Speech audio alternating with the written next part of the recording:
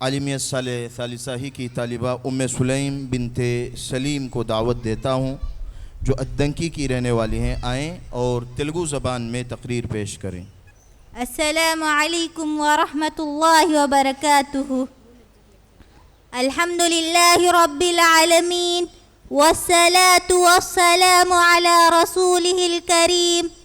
अम्मा बाद। अनंत करुणामयुडु, అపార కృపాశీలుడు, పాలకుడు, పోషకుడు, సర్వోన్నతుడు, సర్వ సృష్టికర్త అయిన అల్లాహ్ పేరుతో ప్రారంభిస్తున్నాను. గౌరవనీయులైన సభాధ్యక్షులకు, అతిథులకు, ఉపాధ్యాయులకు మరియు నాతోటి సోదరీమణులకు, ఈరోజు నేను చెప్పబోయే ప్రసంగం పేరు ఇస్లాం ధర్మానికి సంబంధం లేని కొన్ని కార్యాలు. నేడు సమాజంలో రోజు రోజుకి మనిషి జీవితానికి సంబంధించిన ఏదో ఒక పేరుతో పండుగలను జరుపుకునే సంస్కృతి వచ్చింది. మరియు ఆ పండుగలు చేసే విధానం అధర్మ రీతిలోనే కాకుండా మానవ నైతిక గుణాలకు పూర్తి వ్యతిరేకంగా ఉన్నాయి. అందువలన ఆ పండుగలు ముస్లిం సమాజం చెయ్యరాదని ఇస్లామియా పండితులు ఫత్వాలు జారీ చేశారు. ఆ పండుగలలో ఒక పండుగ వాస్తవాన్ని ఇక్కడ మేము తెలియజేస్తున్నాము. వ్యాలంటైన్స్ డే అంటే ప్రేమనురాగాలను పరిమళించే శుభదినం అని అంటారు. ఈరోజు వెనుకాల ఒక కథ ఉంది. అది ఏమిటంటే, క్లోడియస్ 11వ పరిపాలన కాలంలో వ్యాలంటైన్ అనే ఒక వ్యక్తి ఉండేవాడు.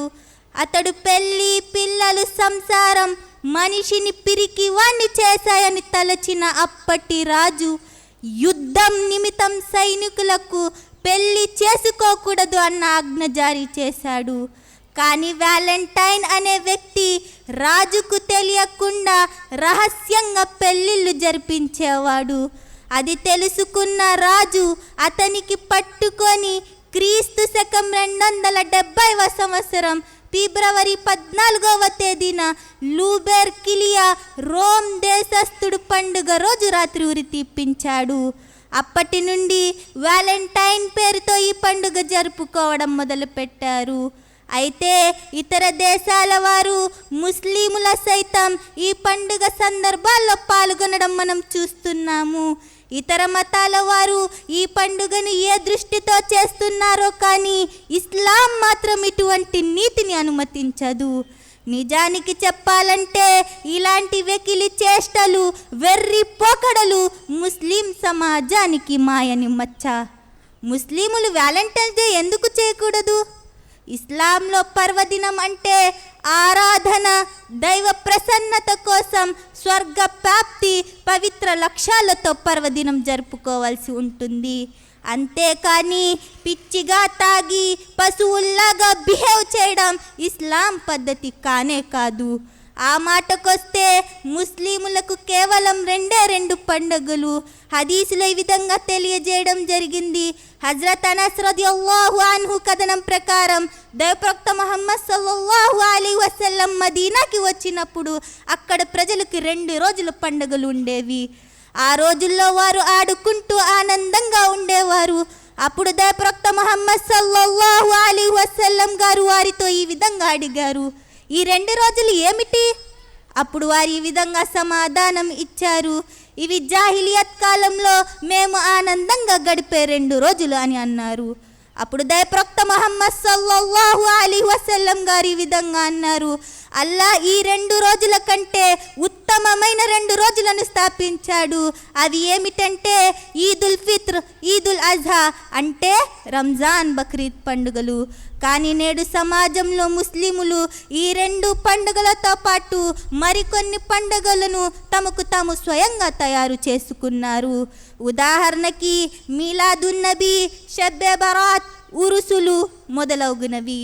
దైవప్రవక్త ముహమ్మద్ సల్లల్లాహు అలైహి వసల్లం గారు ఈ విధంగా తెలియజేస్తున్నారు, మన్ తషబ్బహ బికౌమిన్ ఫహువ మిన్హుం.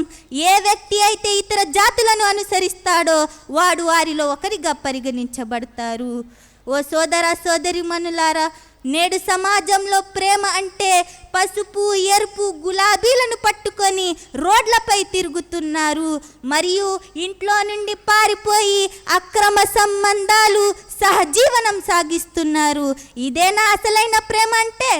నిజానికి చెప్పాలంటే ఇవన్నీ సిగ్గు, అభిమానం, నీతిని తగులబడుతున్న సినిమాల చెడు ఫలం మాత్రమే. తల్లిదండ్రులు చూడడం లేదు, లేదా వారే ఆజ్యం తలపోస్తున్నారు అన్న మాట పక్కన పడితే అల్లాహ్ చూస్తున్నాడు అన్న భయం కలగడం లేదా? మరియు అల్లాహ్ రేపు దీని గురించి నిలదీస్తాడు అన్న ఆలోచన రావడం లేదా?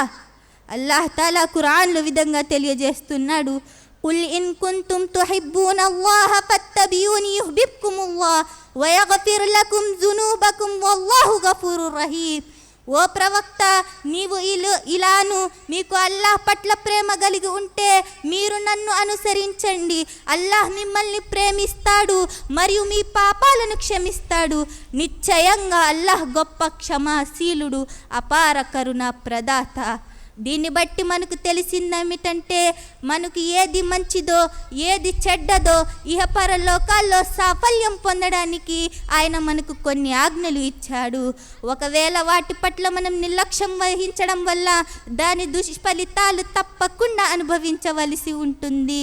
మొత్తానికి చెప్పేదేమిటంటే మనకు అల్లాహ్ పట్ల ప్రేమ కలిగి ఉంటే దైవప్రవక్త ముహమ్మద్ సల్లల్లాహు అలైహి వసల్లం చెప్పినట్లు జీవితం గడపాలి.